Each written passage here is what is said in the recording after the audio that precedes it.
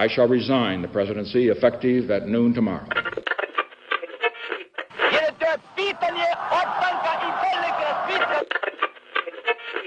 Sejam todas, todos e todos muito bem-vindos a mais um de História.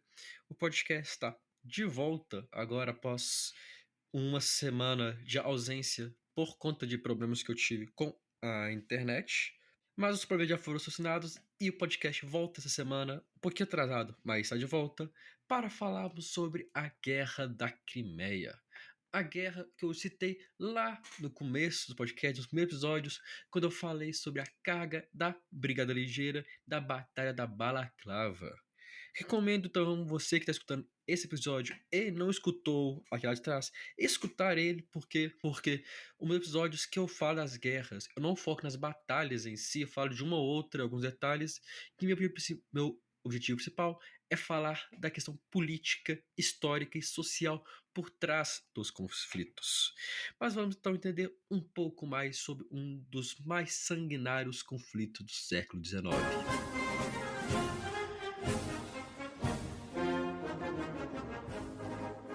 Como eu falei na semana retrasada, o Reino Unido e a Rússia disputavam zonas de interesse, zonas de influência pela Ásia.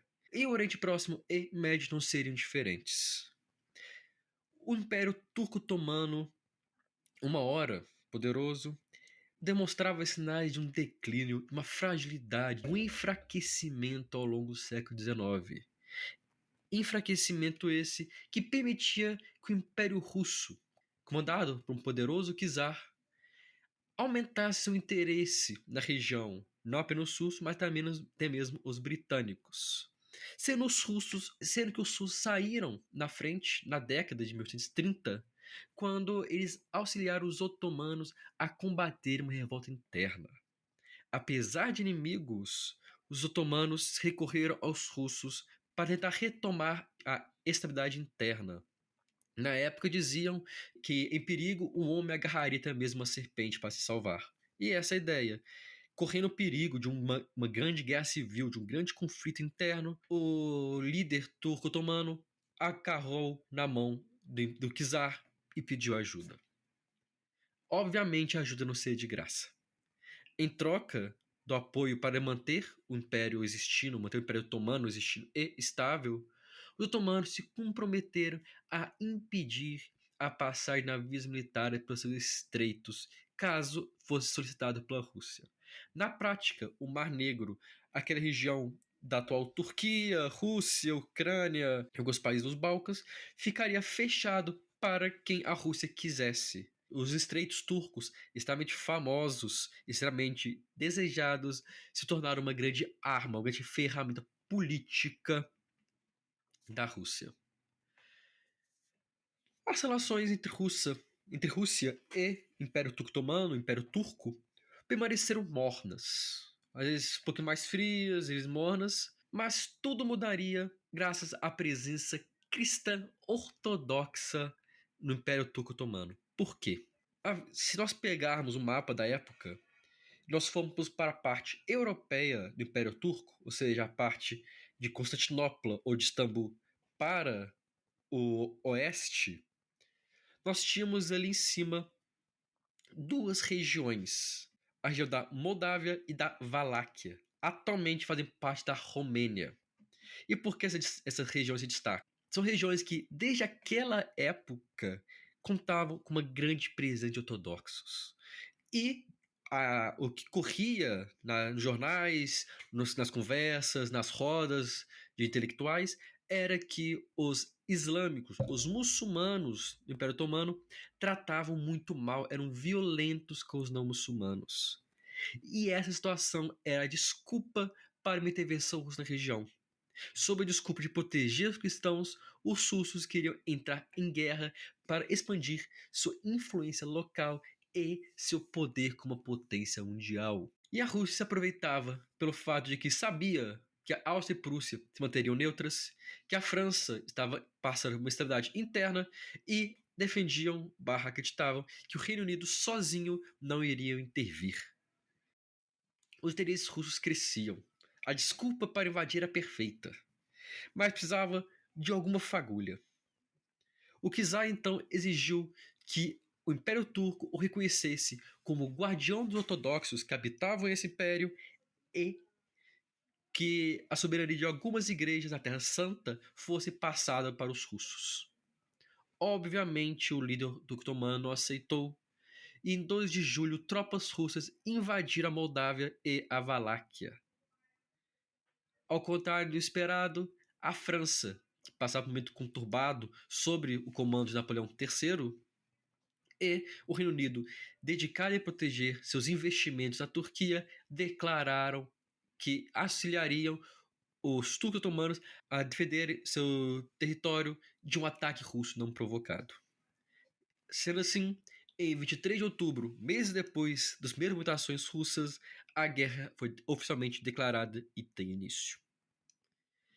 Inicialmente, os milhares de turcos que protegiam as fronteiras conseguiram defender bem seu território, apesar de uma pequena invasão russa no noroeste do Império Turco Otomano. Porém, um ataque marítimo dizimou 4.000 soldados e muitos navios turcos, o que gerou um grande baque na moral, na confiança, na força de luta dos turcos. Mas esses não ficariam sozinhos muito tempo. O exército britânico e o exército francês, com milhares e milhares de homens, zarparam de suas terras em direção ao Mediterrâneo e, mais precisamente, à atual Turquia. Sendo o exército britânico liderado pelo Lord Raglan, o mesmo por trás do fracassado ataque da carga da Brigada Ligeira contra os russos, mas nem tudo seria muito fácil para os aliados, para a Tríplice Aliança, Turquia, França e Reino Unido. Os locais de batalha contavam com péssimas infraestruturas de transporte e estavam correndo um surto de cólera. Enfraquecidos pelas péssimas condições de nutrição, péssimas condições de vida ou de estadia, podemos se colocar, na região, os feridos, os mortos e doentes por cólera caíam para todos os lados. A França perdeu 75.000 soldados, o Reino Unido 22.000, os turcos 24.000, os russos 370.000, todos esses mortos por doenças ou pelo frio, pelo temido frio da Rússia.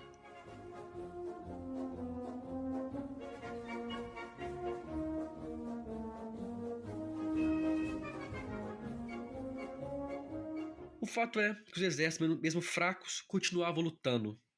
E a vantagem pendia agora para a Tríplice Aliança, para essa aliança tripla que surgiu. A invasão russa por terra foi finalizada em junho, quando o cerco de Silistra foi abandonado pelas tropas e as mesmas recuaram de volta ao território original. Na prática, a Turquia recuperou todo o território que tinha perdido e a guerra poderia acabar nesse momento. Porém, a opinião pública e a opinião de políticos e alguns militares era de que o czar tinha que ser punido pela guerra que realizara. Ele tinha que aprender a não realizar mais ataques aos Balcãs. Para isso, a guerra deveria ser levada à Rússia, mas não na região dos Balcãs, e sim na península da Crimeia. O complicado planejamento de uma invasão naval, que não seria fácil, tendo em vista a falta de informações a respeito das tropas russas e a proximidade do próximo inverno, levou apesar de muito protesto, uma invasão naval. Essa que possibilitou que 63.000 soldados franceses e britânicos desembarcassem na Crimeia. E é justamente na Crimeia que ocorre uma das batalhas mais importantes dessa guerra, a Batalha de Evastopol. 60.000 franceses, britânicos e piemonteses vinham da região da Piemonte, que na época era independente, ou melhor dizer, era o Estado, porque a Itália não tinha se formado ainda. Mas esses soldados cercaram e por 11 meses atacaram, bombardearam, infligiram graves perdas e danos à poderosa base de Sevastopol, um dos pontos mais importantes para a marinha russa.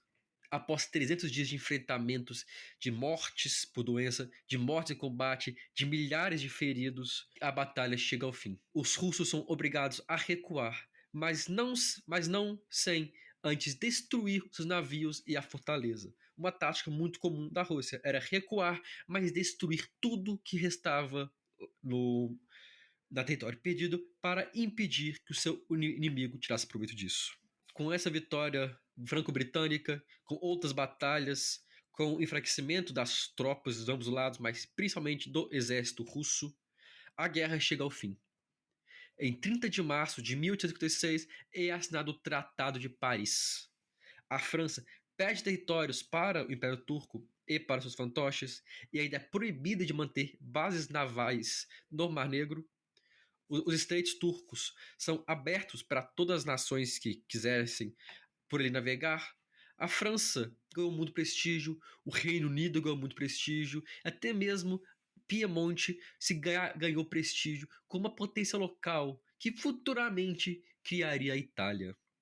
Mas todas as vitórias de um lado, derrotas do outro, foram conquistadas, foram sofridas com um custo de mais de 600 mil soldados mortos. E, como eu falei, a maior parte nem mesmo morreu em batalha, e sim por doenças devido aos precários acampamentos, aos precários costumes de higiene que eles estavam expostos, que eles estavam acostumados. Mostra, creio eu, como na guerra não adianta apenas pensar no inimigo, não adianta apenas pensar em como atacar. Nós também era necessário e ainda é necessário pensar nos inimigos microscópicos, nos inimigos que muitas vezes são esquecidos, mas que podem ser muito mais letais que uma bala.